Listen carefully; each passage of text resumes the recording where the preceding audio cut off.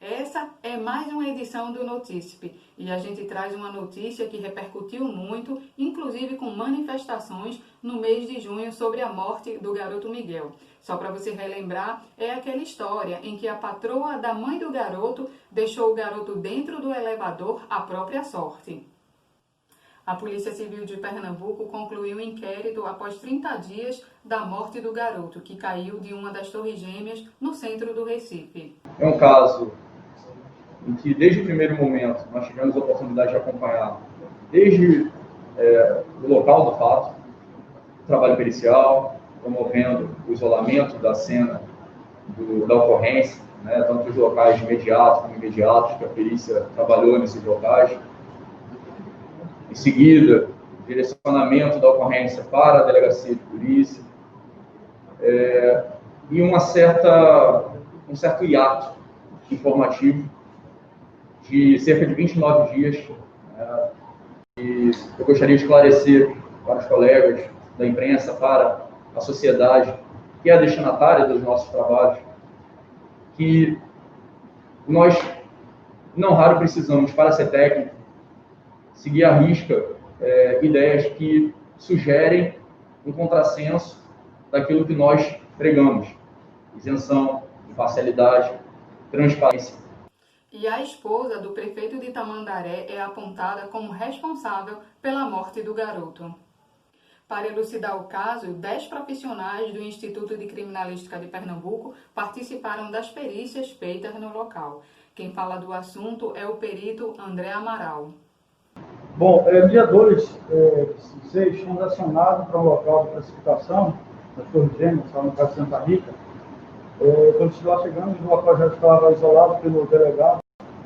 E começamos nossos trabalhos periciais, com uma equipe de 2 pessoas, e retornamos ao local mais 2 vezes, para fazer os exames periciais e coletar evidências, sincronia de imagens.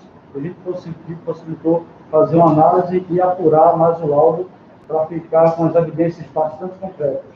Os elementos materiais que foram levantados no local foi a mancha de sangue que a gente encontrou no andar L, né? A gente verificou a imagem se tratar da precipitação da criança, do Miguel.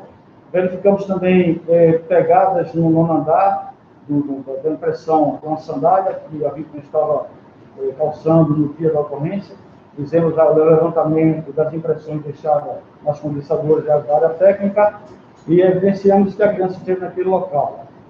Algumas evidências que encontramos no local relacionadas à questão de ele ter feito uma escalada para acessar a área técnica. Verificamos que naquele andar a janela estava aberta, ele teve o acesso por escalada, mesmo tendo 1,10 m, ele conseguiu alcançar a parte do parapeito, que estava a 1,20 m, dentro das normas técnicas, mas uma criança até 90 centímetros conseguiria fazer aquela escalada. E daí houve o fatídico fato dele estar desequilibrando e cair, precipitar no andar, e vir ser socorrido e falecer. O perito André descarta ainda a possibilidade da participação de uma segunda pessoa.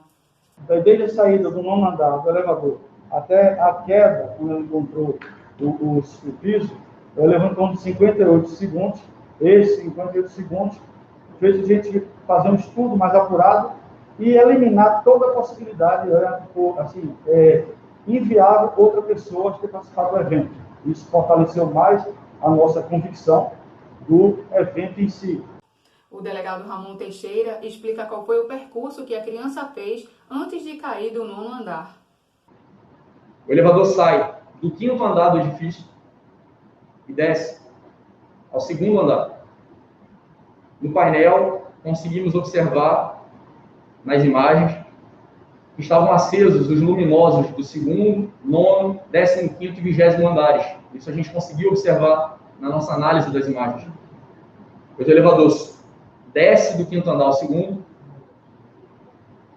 abre a porta, a criança permanece estática, a porta se fecha, o elevador sobe ao 9º andar. Aquela criança desembarca imediatamente, aparece ainda nas imagens das câmeras, abrindo a porta corta-fogo da área de serviço. E então, aquele elevador, e essa análise posterior das imagens nos permitiu ver isso, ele sobe. ao 15º andar, a porta se abre, fecha, e ele vai ao 20º andar. No 20º andar, ele permanece por cerca de 3 minutos, quando então ele desce ao 7º andar, aquele mesmo elevador. Desce ao 7º andar, e nele ingressa um dos moradores do prédio que viriam a socorrer a criança ao Hospital da Restauração. Em toda a coletiva de imprensa, o delegado cita Sari, no inquérito, como moradora. E, segundo ele, todo o contexto inicial não configura crime doloso. Por que isso é muito importante? Porque naquele momento a gente vislumbrou uma questão, dentre tantas, essenciais da investigação. Aquela tecla da cobertura havia sido pressionada? 3 respostas são possíveis. Aquela tecla não foi pressionada. A moradora, por ocasião da sua requisição, no seu segundo interrogatório, alegou que simulou um pressionado, jamais apertar aquele botão. Uma segunda possibilidade seria o pressionamento do botão sem o devido acionamento. Ela própria, a título de exemplo, reconheceu que, não raro, acontece de o botão pressionado não promover o devido acionamento e o alerta luminoso aparecendo. E a terceira possibilidade seria, afinal, a de pressionar e acionar o andar da cobertura, o que nós poderíamos, naquela altura, verificar que jamais aconteceu. A nosso juízo, se nós tivéssemos entendido, naquele momento inicial, flagrancial, que aquele apertar de botão, aquele acionamento aparente do andar da cobertura, que havíamos em nada identificado naqueles primeiros momentos da investigação, tivesse dado causa ao resultado morte, e talvez até por uma capitulação mais gravosa, a gente fatalmente incorreria não só numa incorreção, como numa prisão ilegal.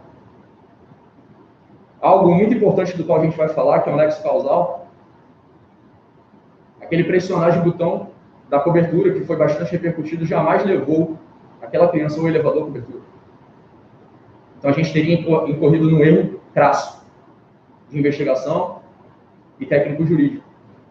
Não só isso, a gente não tinha a menor condição de aferir qual seria um elemento, enquanto elemento subjetivo do tipo, o dolo daquela conduta. Não se admite dolo presumido no direito penal, no nosso ordenamento jurídico. Dolo presumido nada mais é do que responsabilidade penal objetiva. Ferimento gravíssimo à presunção de inocência, à presunção de não culpabilidade. No interrogatório, Sari negou ter apertado o botão do elevador e que apenas simulou ter apertado o botão. O delegado aponta algumas controvérsias no depoimento de Sari. Aqui da versão por ela apresentada, quanto ao apertar ou não o botão, daquela tecla do não andar e das possibilidades aventadas. Por ocasião do seu interrogatório, como já assinalado, ela nega ter pressionado aquele botão da cobertura e sustenta que foi uma mera simulação. Em seguida, ainda alega em seu interrogatório, a moradora afirma que retira o braço de forma a permitir o fechamento da porta, porque se confundiu com o chamamento da sua filha. Então, naquele momento, nós vimos que essa versão não se sustentava. Nos pareceu bastante claro, pela análise das imagens, pelo conjunto probatório reunido nos autos, que isso não ocorreu dessa forma, de forma alguma. Ele alega ainda que a conduta da moradora tem valor jurídico penal. Aquela ação omissiva, aquela conduta omissiva, que permitir o fechamento da porta, aquilo sim tem valor jurídico penal bastante relevante, inclusive para responsabilização penal da investigada. A segurança do prédio também foi analisada, com 40% de irregularidades. Aproximadamente 60% das unidades condensadoras, das lajes técnicas daquela coluna, apresentavam tela de proteção. 40% não. Então, nós temos um cenário em que uma pequena maioria dos moradores enxergou os riscos daquela área desprotegida e, ao mesmo tempo, parcela significativa, expressiva das áreas técnicas não tinham proteção. Ainda segundo o inquérito, a manicure que estava no momento da queda de Miguel não tem participação no caso. Nós temos uma manicure que se encontrava na própria unidade da moradora.